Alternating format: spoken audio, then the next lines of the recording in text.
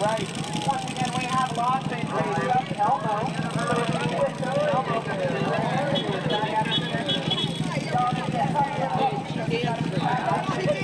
contract players in the shows, and then we'll get people who've been day players and guest stars in the shows surrounding the second team, background folks. I've been doing negotiations for SAG-AFTRA for over 2 decades at this point.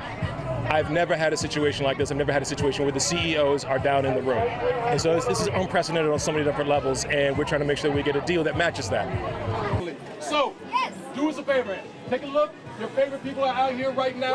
We would love for y'all to post messages of support for the strike.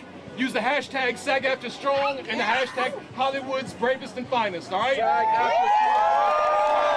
strong! SAG-AFTRA strong! We have some commonalities, but there are also so many things that are unique and specific to actors. And even some of the issues that we have in common, the way they impact actors is incredibly different than the way they impact writers. So everybody understands, and we're trying to make sure that everybody understands, we have to get a different deal.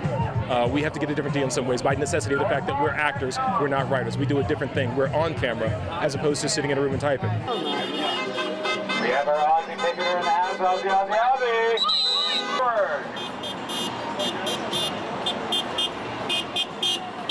Across the crosswalk, thank you for coming. Please stay hydrated. Also, it's Heroes Day today. We're honoring those on the front line. Thank you for picketing. I feel like now it feels like the end is close, and now you just want it to be done. So it feels really good. It feels positive. It feels like, you know, the executives are showing good faith by meeting, you know, consistently. So it feels, it feels good. Just crazy. We have lovely snacks and drinks over here. We also have water coming in from Mark Wahlberg.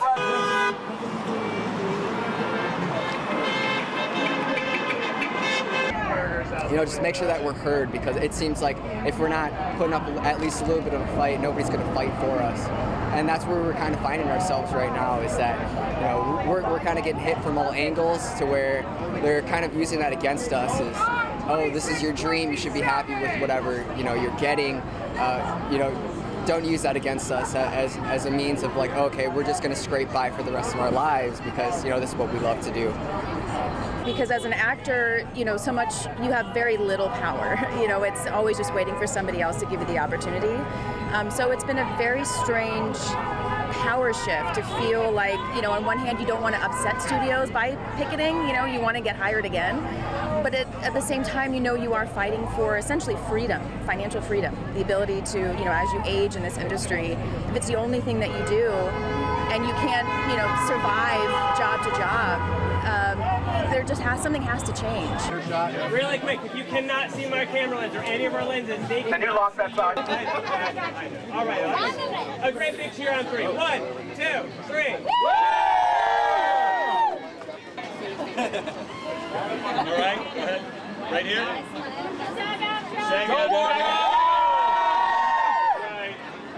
Right here. Giles. Hold on, we're skipping. Hold on. I think since COVID, I think a lot of things have come to a head. You know, everybody's been sheltered, and then now everybody's sitting back and they're like wondering, like, hey, you know, all this inflation, everything's going on. You know, they're trying to catch up with what's going on right now. You know, with all the different strikes that are going on, people just want what's due to them. Everybody's not getting paid what we should get paid. It's really expensive to live in LA. So now that the writers started and we started, everybody's been following us. Everybody's been going on strike and fighting for the rights. Hopefully they all get a good contract, they all get a raise, and hopefully we're able to survive here and live in LA. It's very expensive.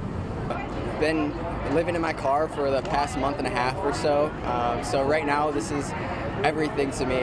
Just striking, fighting for what's right, and then, you know, hopefully just hoping that it's ending soon. But yeah. I think everybody's starting to realize that inequity doesn't work and it can't be sustained. Because if your workforce can't afford to stay in your workforce, then everything breaks down. The whole ecosystem falls apart, and that's where we're at.